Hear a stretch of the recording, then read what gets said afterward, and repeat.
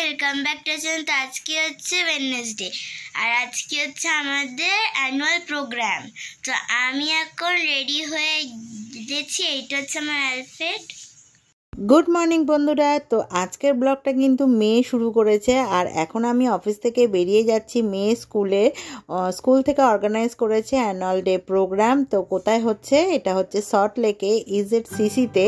তো সেখানেই এখন আমি যাচ্ছি অফিস থেকে বেরিয়ে। স্কুল থেকে এত সুন্দর অর্গানাইজ করেছে প্রোগ্রামটা, তো খুবই ভালো করেছে। প্রত্যেকটা স্টুডেন্টকে মানে এত সুন্দর মানে শিখিয়েছে না, এত সুন্দর পারফর্ম করেছে। আমার তো খুব ভালো লেগেছে। আপনাদের কাদের কেমন লাগছে প্লিজ কমেন্ট করে জানাবেন। আর রিশা কিন্তু করেছে, ও হচ্ছে সিঙ্গিংয়ে ছিল।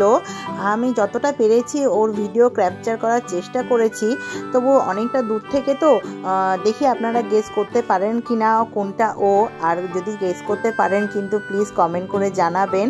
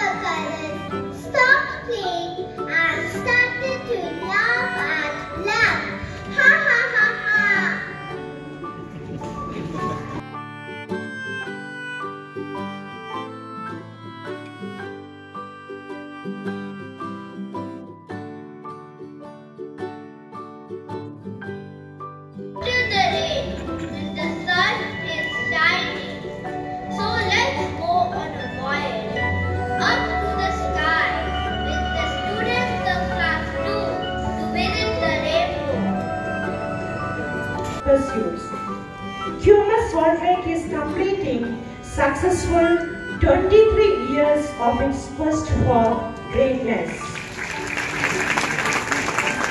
The school fosters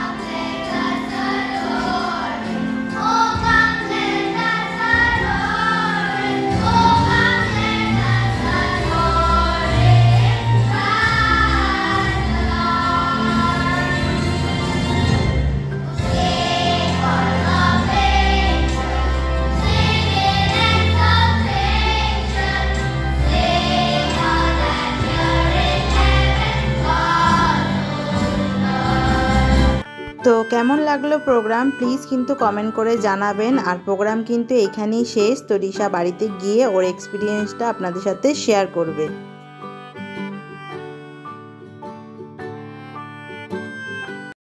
good afternoon বন্ধুরা, ওয়েলকাম ব্যাক টু চ্যানেল। তো বন্ধুরা আমি প্রোগ্রাম থেকে চলে এসেছি আর মেকআপ ঠেকআপ সব রিমুভ করা হয়ে যাচ্ছে আমার।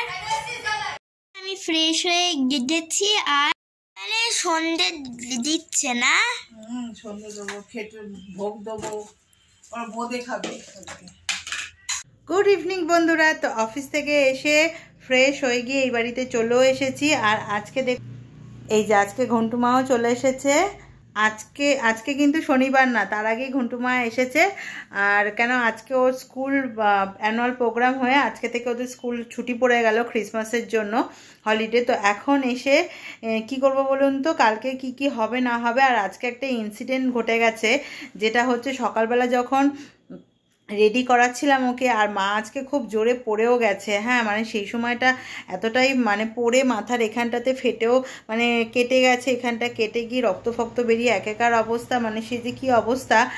তখন ওকে মেয়েকে স্কুলের জন্য রেডি করছিলাম। আর সবে না মেয়েকে রেডি করা হয়ে গেছে, ঘন্টু বাবাকে সবে স্নানটা করিয়ে আর কি জামা পরাচ্ছিলাম। আর ওই যে জলটা ছিল, মা জলটাকে খেয়াল করেনি, মানে মুছতেই গেছে জলটা, মুছতে গিয়ে পায়ের মধ্যে জল ছিল, হয়তো কোনো কারণে মানে স্লিপ হয়ে গেছে। অ্যাকচুয়ালি টাইলসের তো ফ্ল্যাটগুলো জানেনি টাইলসের, আর স্কিড করে গেছে। আর মানে তখন যে কি একটা ভয়ঙ্কর একটা পরিস্থিতি হয়ে গেছিলো বাড়ির মধ্যে। হ্যাঁ, এখানটা কেটে গিয়ে রক্ত বেরিয়ে গিয়ে আমি তো ভয়ই পেয়ে গেছিলাম। তো কোনো রকমে তো সেইটা গেলাম, মেয়ের স্কুলেও গেল, আমি অফিস থেকে গিয়ে আবার স্কুলে গেলাম। তো একটা চিন্তা আজকে মাথা সারাদিনই ঘুরছিল যে কি হট করে এরকম হয়েছে, তো জানি না কি হলো না হলো। তো যাক গিয়ে কালকে কি হবে না হবে সেটার এখন রেডি করে দেবো। আর কালকে মাকে বললাম কিছু করতে হবে না, কেন শরীরটা তো ভালো না, ব্যথার ওষুধ খেয়েছে, আজকে পড়ে গেছে, হাতে পায়ে ব্যথাও হয়েছে। তা একেবারে কালকে আমাদের বৃহস্পতিবার নিরামিষে খিচুড়ি রান্না করব, তো একেবারেই করব, মাকেও দিয়ে দেবো, মারাও খেয়ে নেবে, আর আমিও অফিসে নিয়ে চলে যাব, আমাদেরও হয়ে যাবে। তো এখন সেটারই রেডি করব মানে হচ্ছে সব সবজিগুলো কেটে রাখবো। অ্যাকচুয়ালি হচ্ছে মানে ওই ফুলকপি কড়াইশুঁটি দিয়ে করব, তো ওগুলো কেটে রাখি।